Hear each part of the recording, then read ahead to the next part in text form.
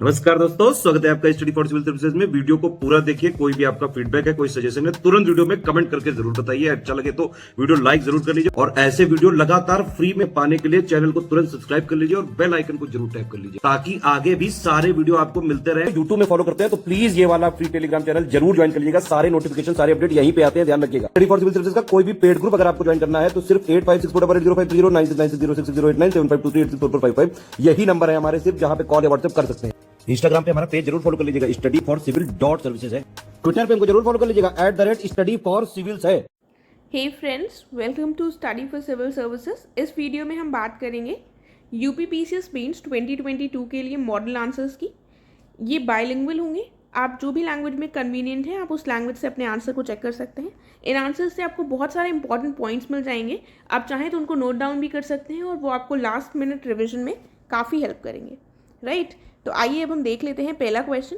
पहले क्वेश्चन में कहा गया है कि जो नेशनल फैमिली हेल्थ सर्वे 5 है, इसमें जो चेंजिंग TFR है इसको हमें डिस्कस करना है और साथ में ही हमको इंडिया के सामने जो चैलेंजेस हैं फर्टिलिटी रेट के गिरने से उनको भी डिस्कस करना है।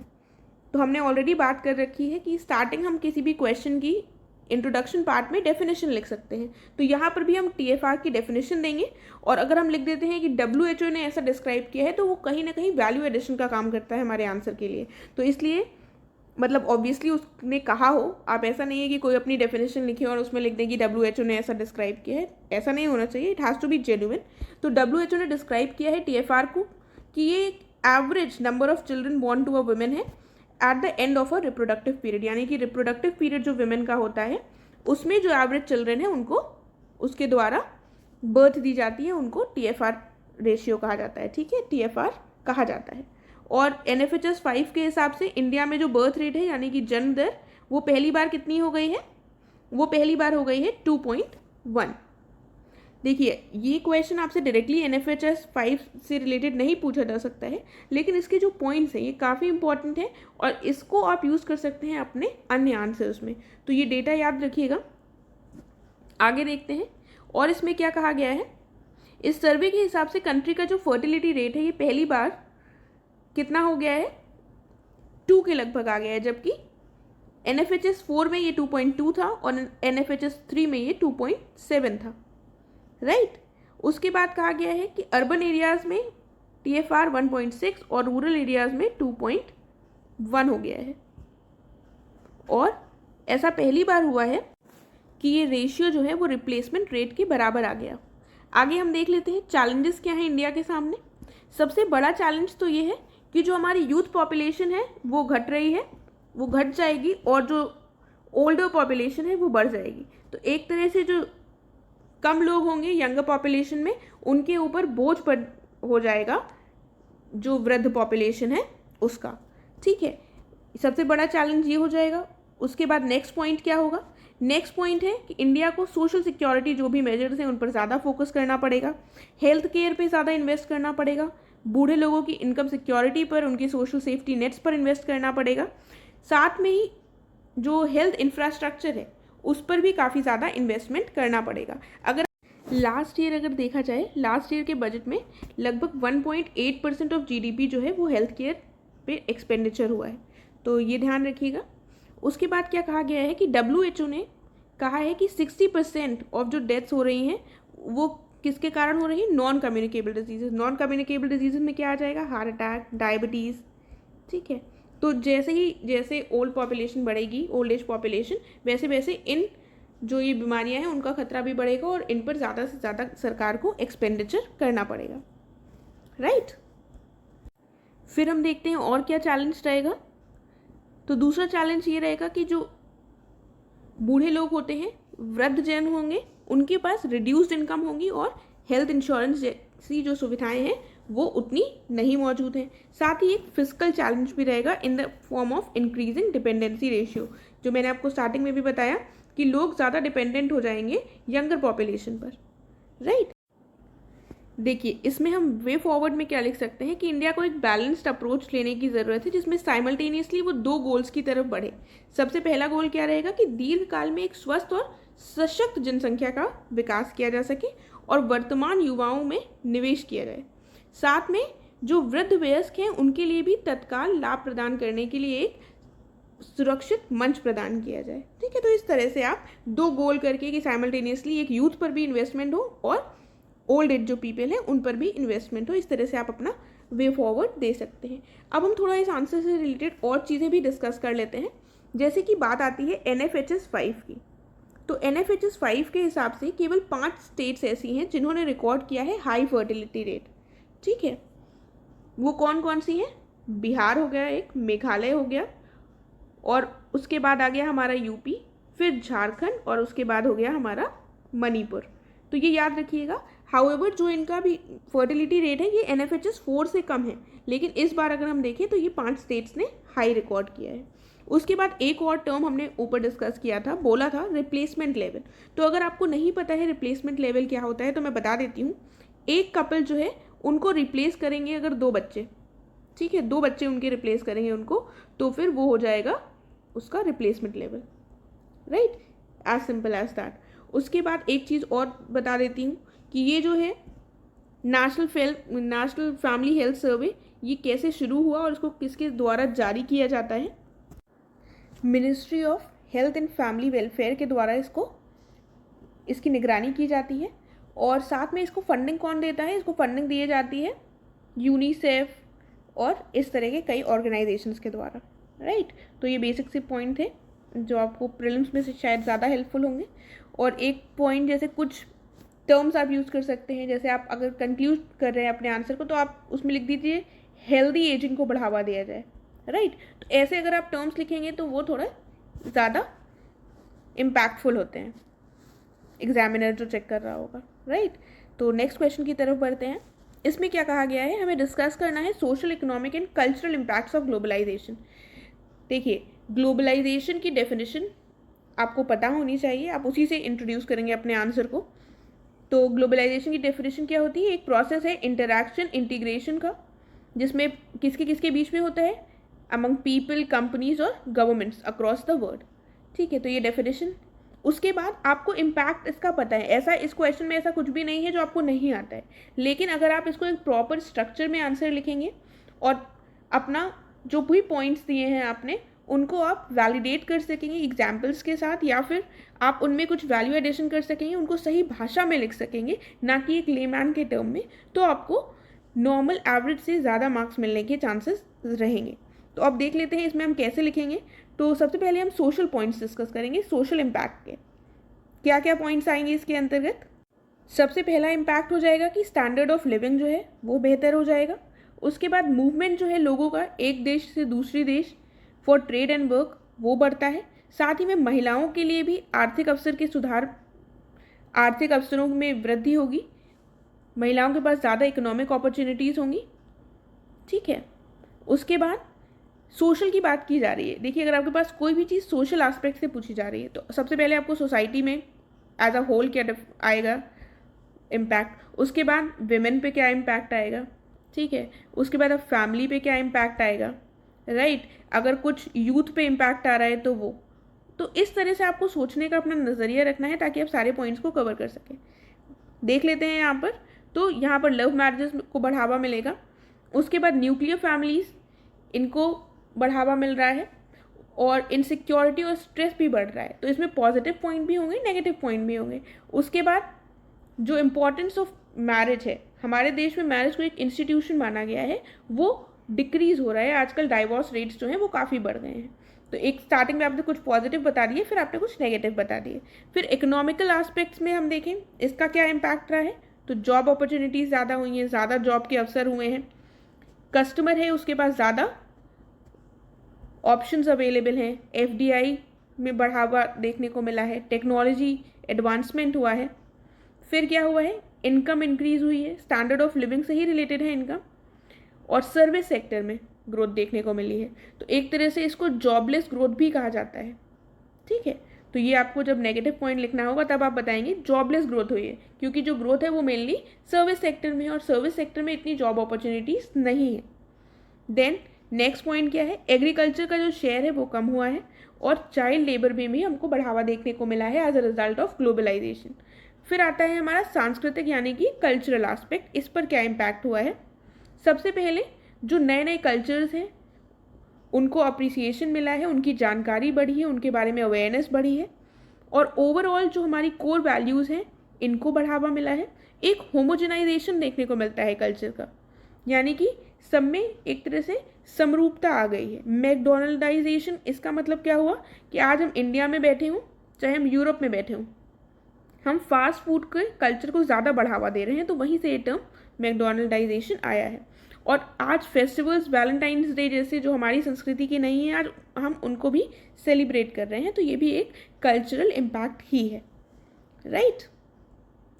देखिए, अब इस क्वेश्चन में मैंने काफ़ी पॉइंट्स डिस्कस कर लिए हैं, लेकिन आप भी बैठिए और कुछ पॉइंट्स को और निकालने की कोशिश कीजिए कि अगर एकदम से आपके सामने क्वेश्चन आ जाता है और आपने इस आंसर को जैसे नहीं पढ़ा है, तो आप एग्जाम हॉल में क्या लिखेंगे।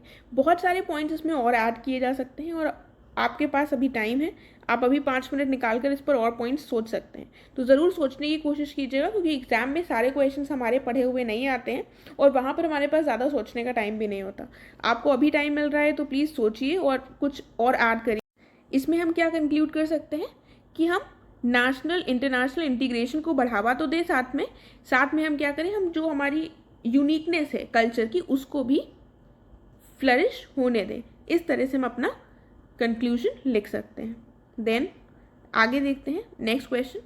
यहाँ पर बात की गई है डी ग्लोबलाइजेशन की, और इसका क्या इम्पैक्ट है इंडिया पर।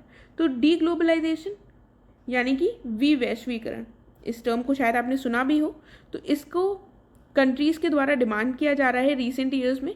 इसमें क्या कहा जा रहा है कि ग्लोबलाइजेशन के द्वारा जो भी हमारा ट्रेड और जो भी नेशनल इंटरेस्ट है उनको पीछे रखकर एक वर्ल्ड के लेवल पर, एक ग्लोबल लेवल पर हम एक ग्लोबल विलेज के रूप में आगे बढ़ रहे हैं। तो डी ग्लोबलाइजेशन मतलब कुछ नेशंस डिमांड कर रहे हैं कि हम इस चीज़ से वापस जाएं और अपने नेशनल इंटरेस्ट को आगे रखें। ठीक है, तो यही डेफिनेशन यहाँ पर लिखी हुई है, इसको आप पढ़ लीजिएगा एक बार, मैं पढ़ देती हूँ। Is the trend of several countries wanting to go back to economic and trade policies that put their national interests first. ठीक है, these policies often take the form of tariffs or barriers that impede free movement of people, products and services among countries.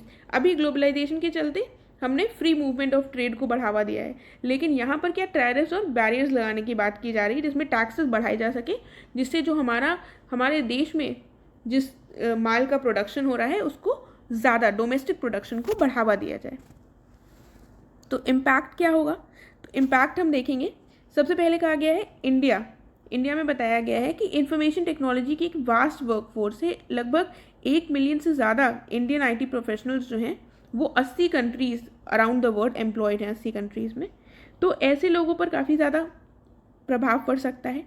साथ में इसके द्वारा जो rate of economic growth है वो कम हो सकता है, कंपटीशन कम हो जाएगा, क्योंकि अभी हमने ग्लोबलाइजेशन में देखा कि कंपटीशन, कंज्यूमर के पास काफ़ी ज़्यादा चॉइसेस आ गई हैं, तो उसका ऑपोजिट होगा, प्रतिस्पर्धा में कमी होगी, और एम्प्लॉयमेंट अपॉर्चुनिटीज़ जो बढ़ी हैं वो डिक्रीज़ हो जाएंगी। साथ ही साथ क्या होगा, इम्पोर्ट कॉस्ट जो है वो बढ़ जाएगी यदि हम ज़्यादा टैक्सेस लगाने लगेंगे, टैरिफ्स लगाने लगेंगे, और स्टैंडर्ड ऑफ लिविंग जिसको बढ़ावा मिला है ग्लोबलाइजेशन के चलते उसको भी धक्का लग सकता है, राइट। साथ ही ग्लोबलाइजेशन के माध्यम से टेक्नोलॉजिकल एडवांसमेंट को काफ़ी बढ़ावा मिला है, और जो लिमिटेड हो जाएगा, टेक्नोलॉजिकल एडवांसमेंट भी कम होगा, और जो नेशंस के बीच में जो कोऑर्डिनेशन देखने को मिलता है, समन्वय देखने को मिलता है, वो भी पीछे हो जाएगा। ठीक है, तो ऐसे आंसर में हम क्या लिखेंगे, हमें एक बैलेंस्ड अप्रोच अपनाना होता है अपने कंक्लूजन में, तो वहीं पर वैसे ही हम लिखेंगे कि ये इंपॉर्टेंट है कि हम बैलेंस बनाएं ग्लोबलाइजेशन और डी ग्लोबलाइजेशन के बीच में, और सेल्फ सफिशिएंसी को भी डेवलप करें, राइट। हमें कोई भी एक्सट्रीम में आंसर नहीं देना होता है, कंक्लूजन में हमको एक बहुत ही बैलेंस्ड और सधा हुआ कंक्लूजन देना है। तो अगर आपका कोई भी व्यू है कि डी ग्लोबलाइजेशन ही अच्छा है या ग्लोबलाइजेशन ही अच्छा है, लेकिन आपको वहाँ पर क्या लिखना है, आपको वहाँ पर सिर्फ और सिर्फ मध्यम मार्ग की यानी कि बैलेंस की बात करनी है, राइट।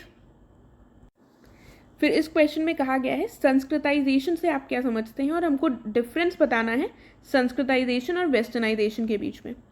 तो संस्कृताइजेशन जो टर्म है ये M.N. श्रीनिवास के द्वारा दिया गया था 1971 में।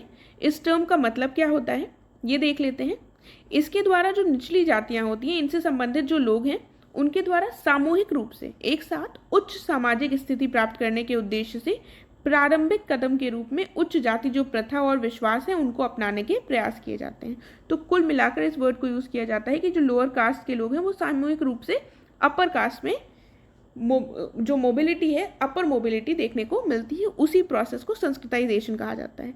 तो अभी आपको थोड़ा वेस्टर्नाइजेशन से सिमिलर लग सकता है अगर आपने इसको नहीं पढ़ा है पहले, लेकिन हम इसमें डिफरेंस देखेंगे तो आप समझ जाएंगे।